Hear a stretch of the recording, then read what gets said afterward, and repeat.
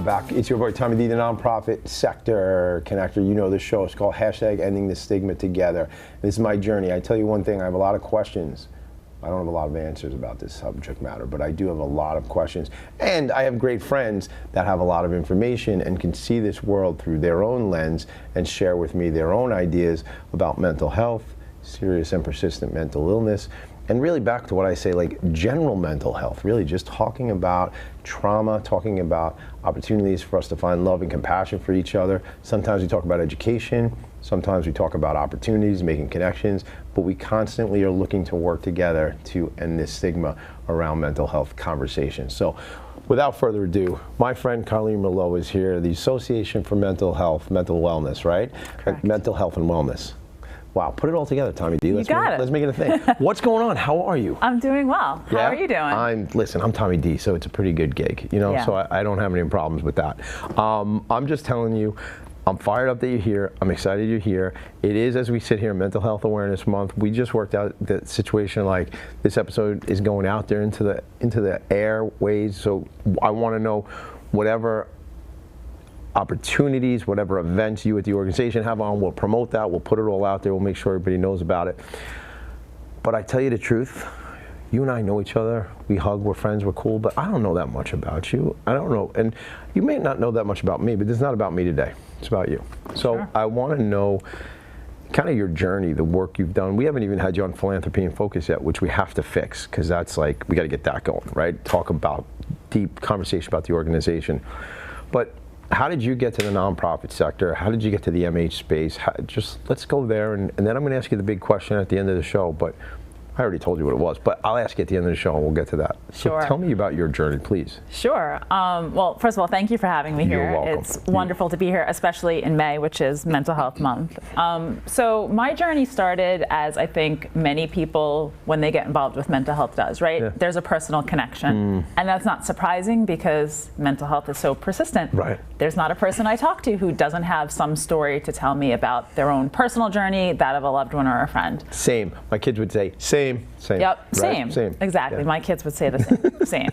So, you know, I had a friend in high school who now I know had a mental health diagnosis. When we first started seeing signs of like withdrawing and sadness and actually like anger outbursts too, we didn't know what it was, right? But this was someone who I became very close with, was, you know, a very good friend. And I actually saw, you know, a lot of heartache and turmoil that he faced because we didn't know what was going on with him. How old were you at the time? I was 16. Did you have any context of what mental health struggles were or challenges or something like that? Not really. Yeah. Right? Yeah. Not really. Which, thank goodness, today there's opportunities for young people, which I hope we get into talk about. But at the time, I didn't know, and I didn't know how to help him, and I didn't know what to say, and I think a lot of people wanted to help, including his parents, but actually made things a lot worse for him. He finally did get a diagnosis and ended up, you know, going to therapy, getting on medicine, but he struggled for a lot of years before that, and I wanted to make a difference. Like, I wanted to make sure that young people knew. That was an inspiration, though, that experience with having that friend who you took that to go, there's something I can do in the world, in this space? Yeah, and I wanted to know more, and I wanted to make sure that young people didn't feel so alone, whether it was themselves or someone they were trying to help, a loved one. Right, so that's interesting too, so that young people could feel empowered to help somebody else, or so they can understand what they were dealing with if it was them directly. Yeah. Yeah. You know, I have a friend, I have many friends, I'm Tommy D, right? You know, when people say, they go, Tommy D, you know everybody, and I don't. I know like four. You know a lot I know like, but again, people. here's the thing, I know like 400 or 500 people. And if I constantly go in the same rooms where those people are, I know everybody in those rooms. But I was at an event the other night, I'm not a political guy, but I was in a political room the other night, I knew 3 people. There was like 500 people in the room. And I like hanging out with nonprofit people. No offense. We're good people. No offense to like my friend who invited me, who I love. He's great. But I think it's funny because you're making me think of something else. You're not. I'm making me think of something else. Our friend sat in that seat right where you're sitting. Her name is Legislator Rebecca Sannett, who sat right there. Not on this program. In fact, she was on Long Island Changemakers. And she's a public servant. She's not a politician. So I'm taking myself back to the other night when I was at Crest Hollow for the second of 3 times in a week. But she comes from the nonprofit world. So this is what I'm saying, though. The difference is I was in a room full of what I thought were politicians the other night. Some of them were probably public servants. So there's a difference. My point is I love hanging out with nonprofit people, right? And first of all, Rebecca, we love Rebecca. I mean, yes. She was here and we had such an important conversation because of all the work she's done as our advocate, those of us in the nonprofit sector. What a great partnership as a public servant that she is, and just incredible, incredible. We got to get to the topic of you. Rebecca, we love you. We do. Sorry, everybody, just got to interrupt and say that we love you. It's that opportunity to learn, though, when you were a young person that set you on this path of, I could be helpful, I could be part of the solution, yeah? Yeah, and I think, you know, I'm naturally empathetic, right? So people told me their problems and such, right? Yeah. I know that. I know how that goes. I know that feeling. People tell me stuff. Yeah. Like all the time. Yeah. And I love that, right? But you have to have skills behind that, or you could really do some harm. Sure, so, if you don't know what to, yeah. Right? Yeah, well, I was a bartender, so it was a different skill when people were telling me their problems. Yeah. You know, not the best skill, but. Yeah. But tell me, when did you decide to, like, were you a clinician, you know, MSW? Like, let's go there. Sure. So I am a social worker. Originally, I thought I wanted to work in the criminal justice field. Really? Yeah. Yeah? Do you want to be a cop? Potentially, but more like criminal psychology kind of things. Yeah. And I did some work in jails and You did. in probation. So my sister's a forensic psychologist. So she's got a background in some of that work. Yeah. You hated it. Yeah. You hated the environment? The environment. Yeah. You know, I think you can make a real impact. Sure. And I think, like now, I love working in those spaces. You do? But at the time, as a young person, I think it was disheartening because I felt like everyone was not being as truthful as you would like them to be in order for them to grow and get the help that they needed. Yeah. You know, I did an episode of Philanthropy in Focus this morning, and it was with an organization called The Raven is Here out of Jacksonville, Texas. Great man I spoke to, Chris Hennessy. And I'm bringing it up because you talk about the CJ criminal justice system. And Chris and I had this conversation, and I also have some friends. You know my friends over at the No Matter What Foundation? I don't. Oh my God, you're gonna love these guys. Oh my God. So they're doing such incredible work in the substance abuse space, working in treatment. We're helping folks who have no resources, who can't afford it, don't have insurance, or can't afford to get into treatment. They're helping them get into treatment in reputable rehabs locally here on Long Island, and then they're getting them into sober housing. They're doing we're going to connect. This is going to be great. But the guy who I was talking to this morning, we were just talking about, I know on Long Island here, there's a collaboration between law enforcement, and I say I know it because I've been in conversations, but I don't know it in depth, and maybe you could shed some light on it. But a collaboration between law enforcement and our MH folks, you know, whether it be Dr. Jeffrey Reynolds, who's been here on the show. Do you have a lot of that collaboration, even because of since you brought up the criminal justice interest, like how there's that? Maybe we find somebody as a police. I'm not a police officer. Everybody, I'm not. Don't get tricked. But if law enforcement was to come across somebody who has some needs, maybe it's not just going to the criminal justice system and get arrested, but let's get somebody treatment, right? Yeah. Services like that. So you do a lot of. We do, and you know, thankfully, in Suffolk County, there's a lot of opportunity for that. So we have a special court for people who have committed a misdemeanor and have a mental health diagnosis. Oh, I didn't know that. They can be referred to that court. I would love to learn more. Our Sheriff Toulon, is an amazing individual who does a lot of work to ensure that not just people who have mental health diagnosis who go through the jail, but really anyone who goes to the jail has opportunities to get on the right path, and he brings in a lot of resources. I would love to. He should come on the show. He should come on the show. Invite him right now. Yes. You don't know how my brain works, do you? That's how I was literally live on my show this morning, and I almost called the guys from No Matter What Foundation. They were like, just come on the show live. Because I do that. You and I will be on a Zoom meeting, and I'm like, dude, you got to meet Erica Bradley from North Shore TV. She's the greatest. And I would be like, you know what, Colleen, hold on one second. Let me just call. And I call Erica. What's Tommy D? Can you get on Zoom like right now? And like that is my beautiful brain. My coach calls it a beautiful brain. When, shocking everybody. We got a little bit of the ADHD, but yes, tiny bit. One of my kids sneezed on me like 4.5 years ago. I think that's how you get it. We're ending the stigma, gang. I know that's not how you get ADHD. I have a beautiful brain. But it's okay to have humor and end the stigma as well. We're not making fun of, You know what? right? Call me on that. Good, because look at me. I'm trying to apologize for being. No, it's silly. Right? Of course, nobody knows. Nobody really thinks I got ADHD from a sneeze, right? Well, it was a cough. Let's correct it, right? But I think it's okay to have humor. Thank you for saying that. That's how we can humor. End the stigma. Levity is what it's all about. So I was watching the first ever episode of the show, right? Because I don't usually watch my own stuff, but I was doing something last night with this, and my friend Jamie Rosen, who was my first guest, she's a mental health attorney. We were sitting here like this, like a little bit of banter, and we started the show and we're giggling and stuff. We did cheers. I go, let's cheers. I go, we got that. And now you're right. Humor is so important. Today, I was talking to a woman who does laughter yoga. That's taking two things and like smushing them together. Like I thought I'm supposed to be like namaste, man, but then the laughter piece, So there is that levity is so important in life, and certainly in this conversation as well. I'm taking you all over the map, so we got to go back. That's okay. I'm going to bring it back. You are, because I want to go back to you, but we got to meet the sheriff too. He can't come to this meeting now because I don't know how to get him, and But we'll get him. We'll get him. We'll get him. Make that happen, please. So you looked at criminal justice, went this other direction, and what was where'd you go to school? What happened there? Sure. So I went to John Day for my undergrad, criminal justice. University. Makes sense. You were really going there. Yeah, you were in it. And then I went to Stony Brook for my master's in social work. Let's talk about that jewel called SUNY.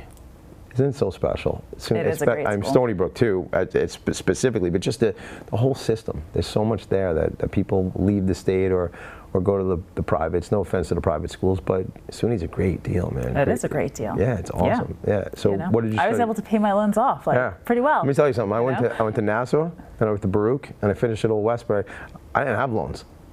I was a commuter student. I paid from the money I made at the bar the night before. I was able to pay for classes in cash. That's fantastic. Like, that's a different And thing. you have the same education as, look, choose the school you want to, but it is a great option. I didn't go to Harvard. No, I don't have an Ivy League degree, but, I'm not really excited. You're getting by. I'm doing all right. You're doing all right. Yeah, the connector's doing all right. Yeah, sure. So Stony Brook, undergrad, social work, MSW at Stony Brook, that sort of track? I got my master's at Stony Brook. You did? Yeah. Okay, got it. John Jay, undergrad, master's at Stony Brook. And then right away into the space? Yeah. Where? At the Mental Health Association. Where you are? So Mental Health Association is one of the organizations that merged to form Association for Mental Health and Wellness. Okay. But yeah, right out of grad school, I started there.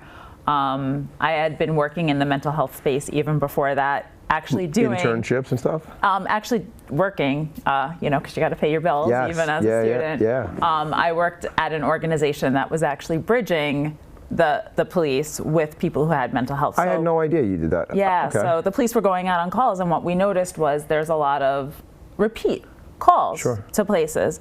And sometimes the police response was not always the best response. Right. So the police would call us, we'd go out, meet with the person, and try to connect them to resources to try to get them, to use the best response possible. And sometimes that is the police if there's an emergency, but other times it was that they were, out of medication or feeling like they wanted to die by suicide. And there's other resources that could better meet those needs. Right, so getting locked up is not fixing that problem, unless, like you say, there's the immediacy or urgency in an emergency situation where you have to do that. You have to bring somebody in to protect them and protect others. But if it's like, no, I'm feeling really down and I need somebody to talk to, that was with the Mental Health Association?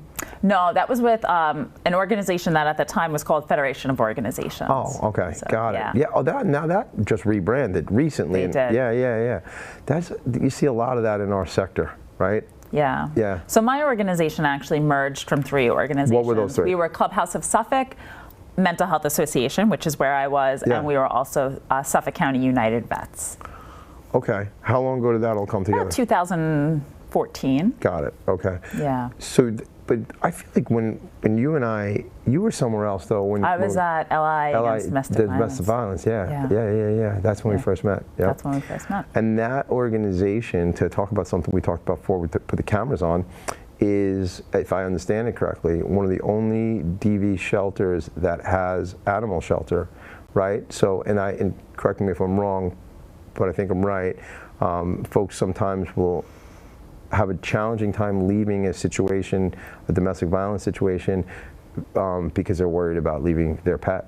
Yeah, it's interesting. Most people can't understand why a person wouldn't leave a situation where there was violence, right? We hear that, like, why doesn't that person just leave? Just leave, man. But, you know, anyone who has a pet knows if there was a storm or something like that, you would never leave your pet behind. So it's the same thing. And when it comes to domestic violence, unfortunately, a lot of times the abuser uses the pet as a means to keep that person there, you know, threatening or actually harming the pet. So I was really proud.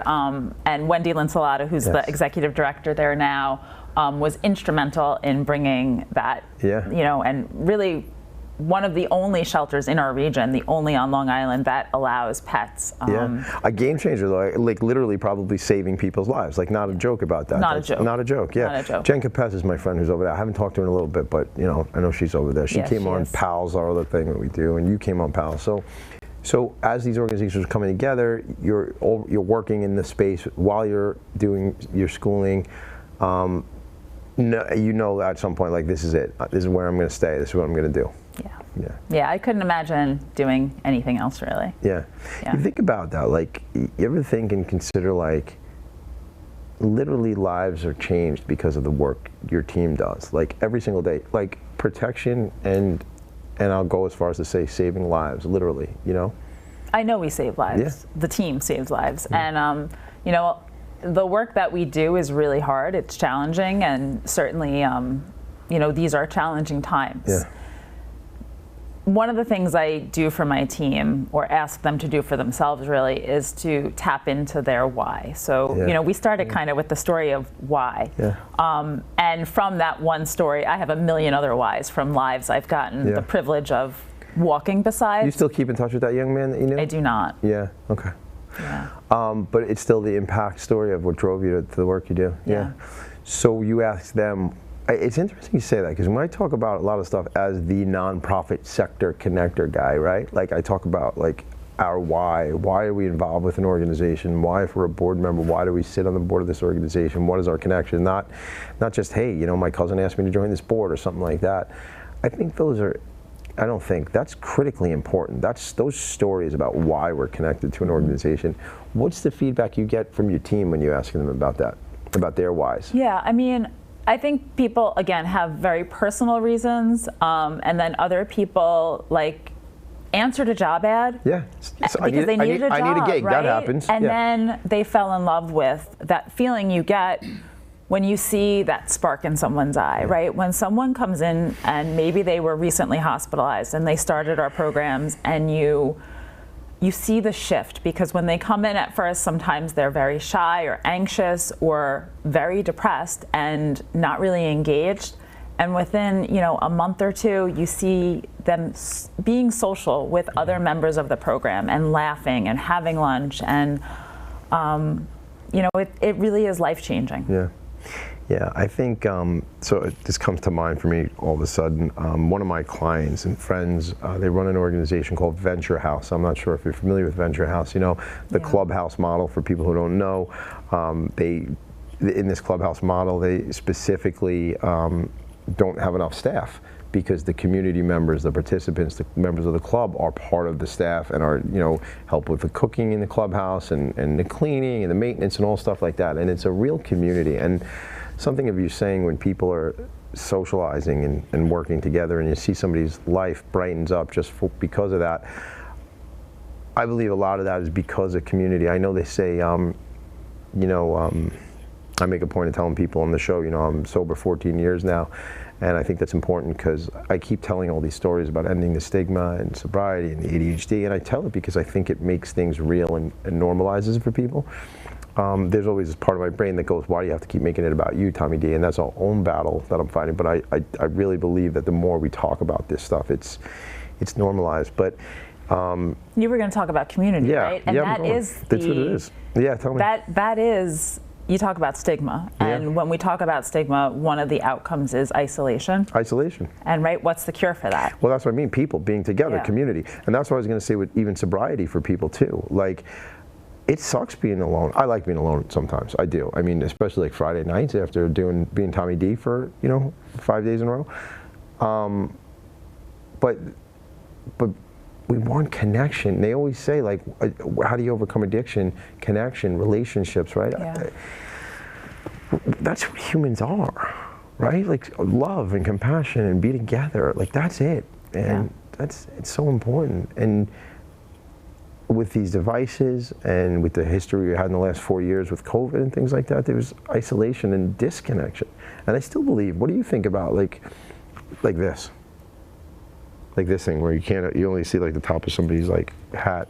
Yeah. Like how isolating, and it's weird because they call it like social media, but it's like I think that's like a misnomer. Yeah. What do you think about that? I think that people have never been so connected and so alone at the same time when you think about social media, right? It's interesting. And in some ways, it is the way of the world, and we have to adapt and look at it. But I also think, you know, we have to try to create, I say kids, but honestly, adults, myself included, are just as guilty. But we have to create opportunities where there's space for the cell phones to be put away. Are you able to do that? To be engaged. Like, first of all, I have my own problem with these phones, personally. I'm not saying a problem on the whole society, what we're doing with them, but you find ways where you're able to like put it, because like it is a constant battle in my house. We have 4 kids. And it's constant, and I feel for them because like I watch when we ask them or tell them to disconnect from something, they're addicted. It's not fair. It's really not fair. Like, because it was set up this way to be so freaking addictive, and they know these little machines, they know exactly what to get us with, and then you're like, and then I say, come on, enough, we got to put that away. It's like, you just said it. They are addicted. So when we take that, and we're not going to do definitions, I'm not going to take out Webster's and go, Webster's defines addiction. But the point is, it is addiction. It is an addiction. Now what? I'm going to take the drug away from you. Well, how are you going to react? Well, if you're 10 years old, you're not going to say, hey, I'm really upset that you're taking that away from me. No, you're going to lose your mind. Right. It's so unfair.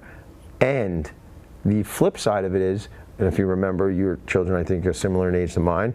When we did have COVID, the whole thing was, we got to be on Roblox. We got to be on this because they don't have each other. Correct. So this is so it's like, oh shoot, like yeah, that's kind of true. I don't feel hoodwinked. I'm like, no, that's actually they need community. And how do you dial that back? I don't know. Right. Don't know. I think one of the ways is, and it's not easy. Sledgehammer. I say we put them all line.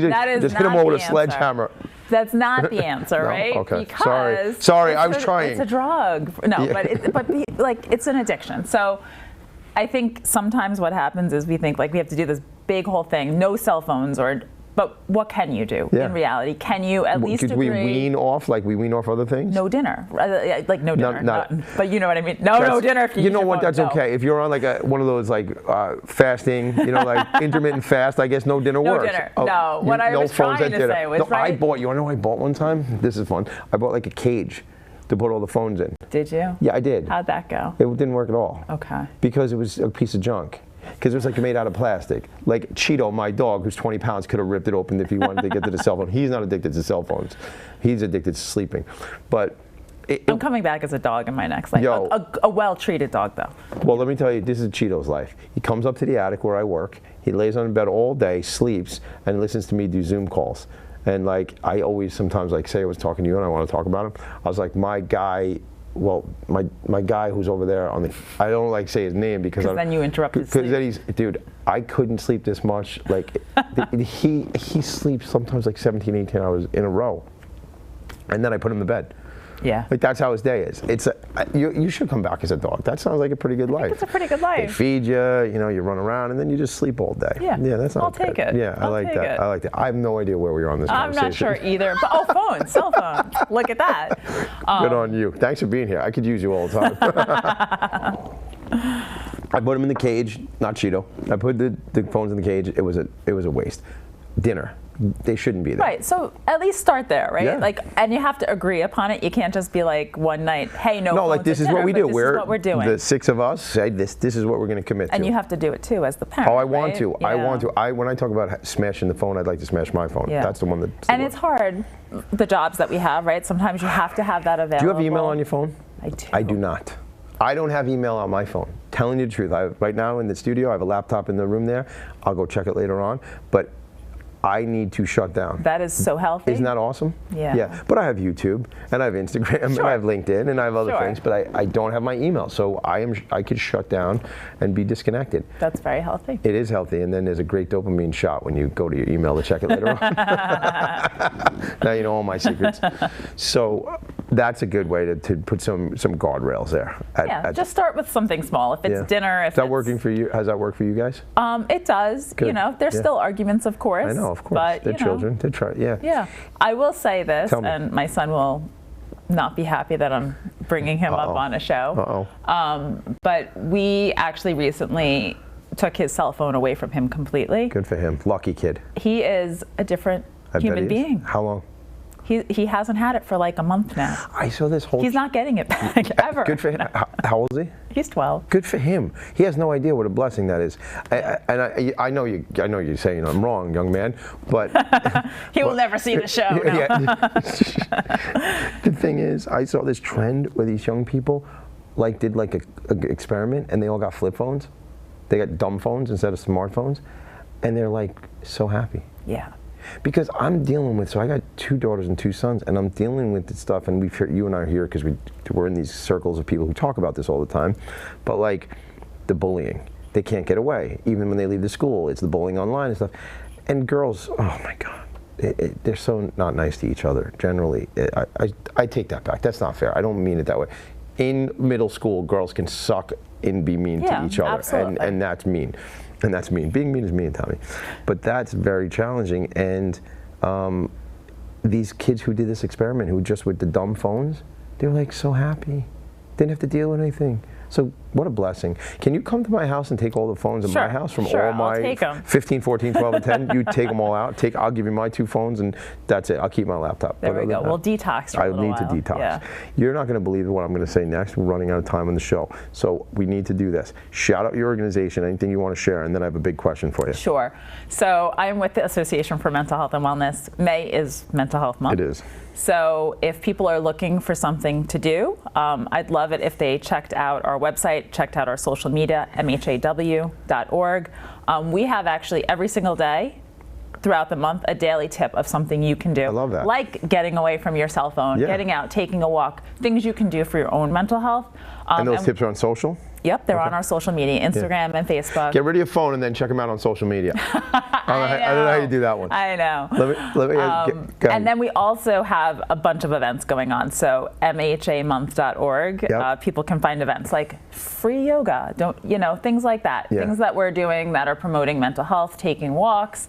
One other thing I want to mention is, one of the best ways we can break down stigma is by learning more about what mental health really is. Yeah. So there's opportunities to do that. That's my question to you. How do we end the stigma? So what do you say? Sure. Well, I think, education is one of the big ways. Yeah. Learning more about diagnoses, the people who are living with mental health, so that we're not seeing people, on the news or who we think might be mentally ill, but really spending time with people, I think, is the best way. But starting with that education piece, and our organization loves to get out into schools, into community events, and talk about what are the real early warning signs of mental health crises, so that people know how to help someone. I love it. Thank you for being here. Thank you for being my friend. Thanks for all you do in the world. You're making the world a better place. Your team's making the world a better place. And I'm really appreciative of the decision you made to do this type of work, because we need to keep getting more folks in this work changing the world. We sure Appreciate do. You. Awesome. Thanks. Thank you. High five. Let's do a high five. We never did one on the show. Thank you so much, Colleen Merlo. I appreciate your friendship. What we're doing on this show every single week is hashtag ending the stigma. So my friends come on, they're going to educate me. We're going to have these open dialogues, and we're going to do our best to answer questions about how to work together, find love, compassion, and build more community to hashtag end the stigma. Thanks, everybody. Make it a great day. I'll see you later. This has been another In Focus production.